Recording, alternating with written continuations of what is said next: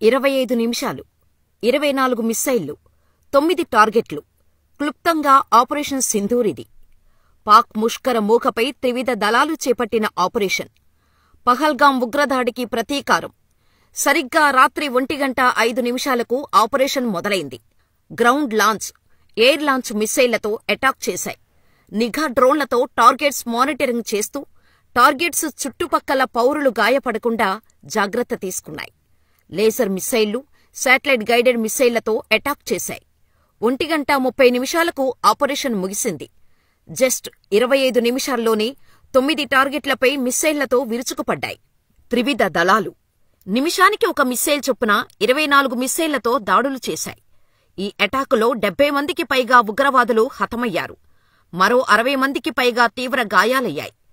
పీఓకేలో 5 ప్రాంతాలు, పాక్లో 4 ఉగ్రస్థావరాలను నేలమట్టం చేశాయి. బహవల్పూర్లో జైషే మహ్మద్కు చెందిన హెడ్ క్వార్టర్ పూర్తిగా ధ్వంసమైంది. సుమారు 600 మంది ఉగ్రవాదుల ఇళ్లు ఈ ప్రాంతంలోనే ఉన్నట్టు తెలుస్తోంది. భారత్ అటాక్లో 14 మంది చనిపోయారు. మృతుల్లో జైషే మహ్మద్ చీఫ్ మసూద్ అజర్ ఫ్యామిలీకి చెందిన 10 మంది ఉన్నారు. జైషే మహ్మద్ చీఫ్ మసూద్ అజార్కు గట్టి ఎదురుదెబ్బ తగిలింది. భారత్ చేసిన మిస్సైళ్ల దాడిలో అతడి ఫ్యామిలీ హతమైనట్టు వార్తలు వస్తున్నాయి. 10 మంది కుటుంబ సభ్యులు, 4 అనుచరులు చనిపోయినట్టు సమాచారం. మృతుల్లో మసూద్ అజార్ సోదరి, బావ ఉన్నట్టు తెలిసింది. వీరంతా బహ్వాల్పూర్లోని జైషే మహ్మద్ హెడ్ క్వార్టర్స్లో ఉంటున్నట్టు తెలుస్తోంది. ఇక భారత్ అటాక్ చేసిన దృశ్యాలను పాకిస్తాన్ పౌరులు మొబైల్లో రికార్డ్ చేసి సోషల్ మీడియాలో పోస్ట్ చేస్తున్నారు. ఆ వీడియోలు తెగ వైరల్ అవుతున్నాయి.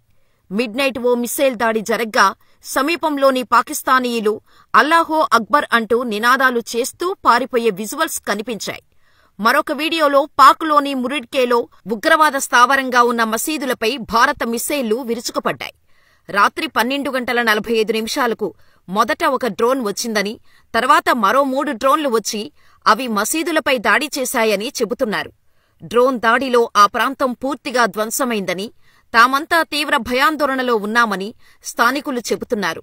అయితే ఒకానొక మ్యాచ్లో పాకిస్తాన్ బౌలర్ షోయబ్ అఖ్తర్, భారత ఓపెనర్స్ వీరేంద్ర సెహ్వాగ్, సచిన్ టెండూల్కర్లపై బౌన్సర్లు విసురుతున్నాడు.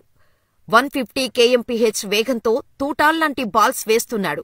బంతులతో పాటు ముళ్లలాంటి మాటలతో వీరేంద్ర సెహ్వాగ్ను స్లెడ్జింగ్ కూడా చేస్తున్నాడు.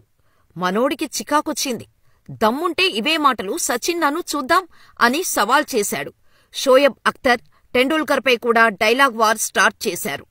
ఇక అంతే, సచిన్ బాదుడే బాదుడు. 4లు, 6లతో షోయబ్ బౌలింగును చీల్చి చెండాడాడు.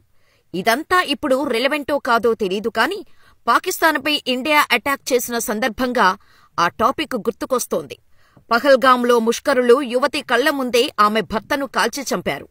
తమకు వారం క్రితమే పెళ్లైందని, భర్త లేకుండా తాను బతకలేనని, తనను కూడా చంపేయమంటూ ఆ యువతి ఉగ్రవాదుల కాళ్లపై పడింది. ఆ ఉన్మాదులు వెటకారంగా వెళ్లి మోడీకి చెప్పు అంటూ మరింత రెచ్చగొట్టారు. ఆ ఘటన యావత్ భారతీయులను రగిలించింది. మోడీకి చెబితే ఎలా ఉంటదో ఇప్పటికి తెలిసొచ్చింది ఆ టెర్రరిస్టులకు. వాళ్ళింకా బతికే ఉన్నారు. కశ్మీర్ అడవుల్లో నక్కి నక్కి బిక్కుబిక్కుమంటూ దోబూచులాడుతున్నారు. మే 6 మిడ్నైట్ పాకిస్తాన్పై ఇండియా అటాక్ చేసిన మ్యాటర్ ఈపాటికి ఆ 4 ఉన్మాదులకు తెలిసే ఉంటుంది. 9 చోట్ల 24 మిస్సైల్స్తో సుమారు 100 మంది ఉగ్రవాదులను లేపేసిన సంగతి ఆ రాక్షసులకు అంతే ఉంటుంది. వెళ్లి మోడీకి చెప్పు అన్నోడి వెన్నులో వణుకు పుట్టే ఉంటది. ఖబర్దార్ ఉగ్రవాదుల్లారా, ఖబర్దార్ పాకిస్తాన్! భారత్పై ఇంకోసారి కన్నెత్తి చూస్తే ఇలా మీ ఇంటికొచ్చి చంపేస్తాం అంటూ యావత్ భారతీయులు రొమ్ము విరుచుకొని మరీ వార్నింగ్ ఇస్తున్నారు.